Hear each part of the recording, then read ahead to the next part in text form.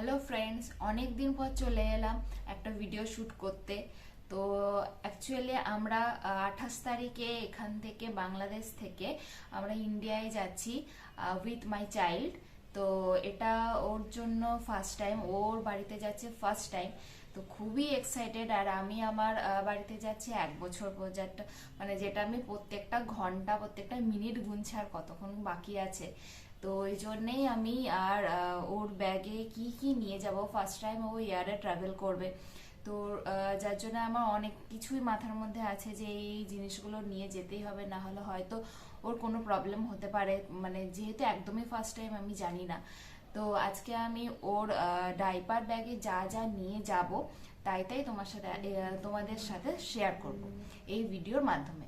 তোমরা দেখতে থাকো, নিশ্চয়ই তোমাদের মানে এই ভিডিওটা ইনফরমেটিভ হতে চলেছে।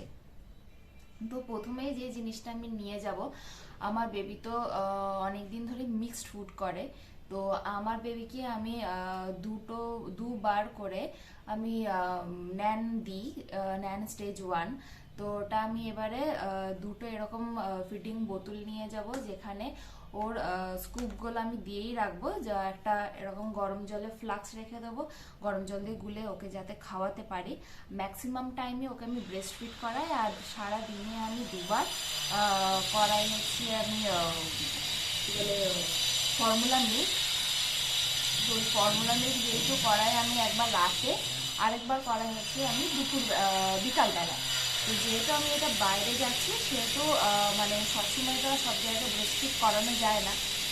এয়ারপোর্টে তো অপশন থাকে ব্রেস্টফিড করানোর মতো, বেবি কেয়ারের জায়গা থাকে, কিন্তু আমি যখন রাস্তায় থাকবো কারের মধ্যে, তখন তো আর সম্ভব নয়। এই জন্যই হচ্ছে আমার এই ফিডিং বোতলগুলো যখনই প্রয়োজন পড়বে তখনই ওকে যাতে আমি খাইয়ে নিতে পারি।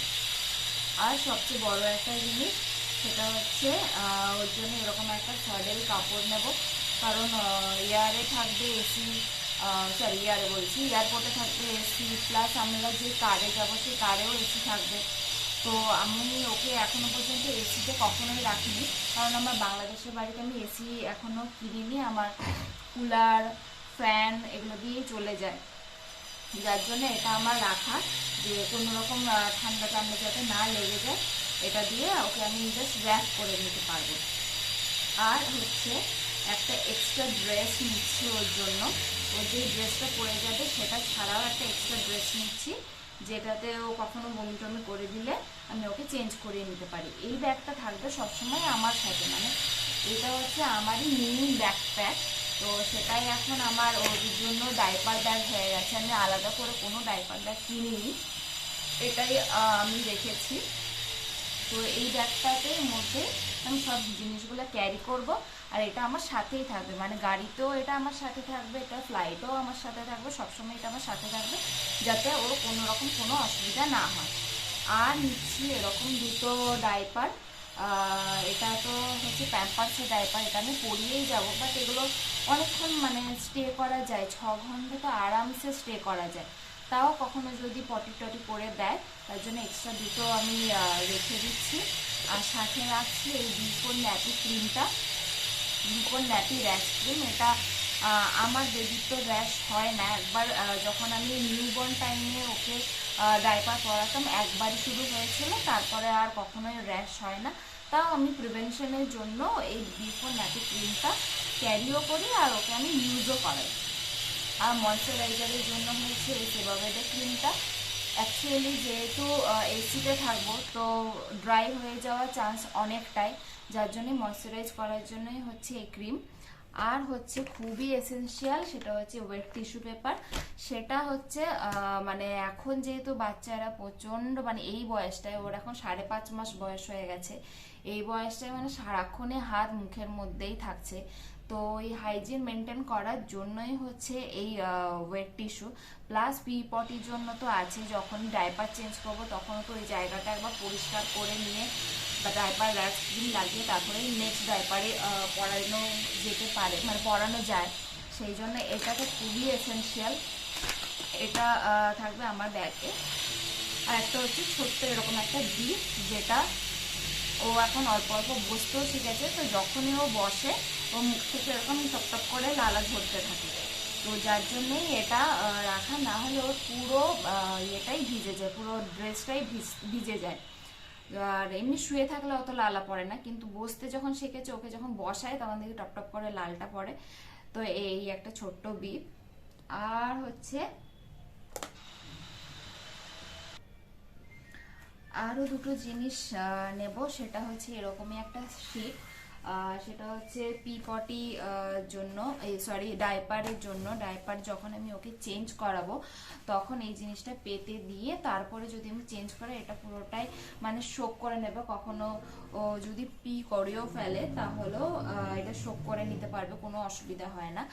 আরও হচ্ছে একটা কারণে, সেটা হচ্ছে মানে আমি ডাইপার চেঞ্জ করার সময় এটা আমি ভালো করে পেতে নিয়ে আমি ওকে ডাইপার চেঞ্জ করে নিতে পারি। সব জায়গায় তো ওকে আমি শুইয়ে দিতে পারবো না, তো যার জন্যই এই জিনিসটা আমার নেওয়া। এটা মানে ডাইপার শিট মাস্কও বলতে, শিট ম্যাটও বলতে পারো।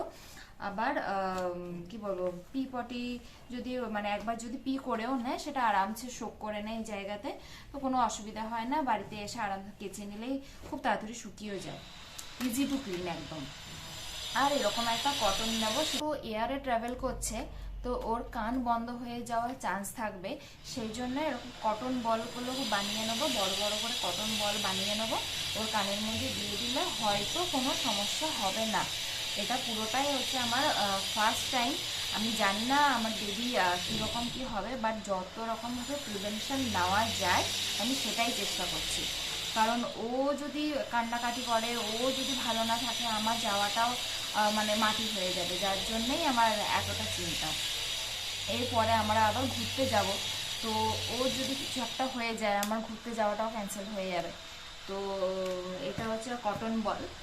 আর বাস এই জিনিসগুলোই আপাতত নিয়ে যাব, তেমন আর কিছু নিয়ে যাব না। মানে নিয়ে যাব তো অনেক কিছুই, ওর জন্য একটা টয়ও থাকবে এই ব্যাগে, সেটা আমি এখন আনিনি। তো ওই যেহেতু যদি না ঘুমায় কান্নাকাটি করে, তো ওই জন্য টয়টাও থাকবে। আরও একটা জিনিস হচ্ছে এই যে প্যাসিফায়ার। যেহেতু ওর এখন দাঁত ওঠার টাইম হয়ে গেছে, তো মারি খুবই শিরশির করে, তো ওই জন্যে ওই প্যাসিফায়ারটা যদি ইউজ করে ওর অনেকটা রিলিফ ফিল হয়। মানে ও যখন খুবই দাঁত শিরশির করে, মানে ও নিজেকে কন্ট্রোল করতে পারে না, সারাক্ষণ করতে থাকে, মানে আমাকে কামড়াতে আসে, নাহলে হাতের কাছে কোনো টয় থাকলে সেটাকে কামড়াতে যায়।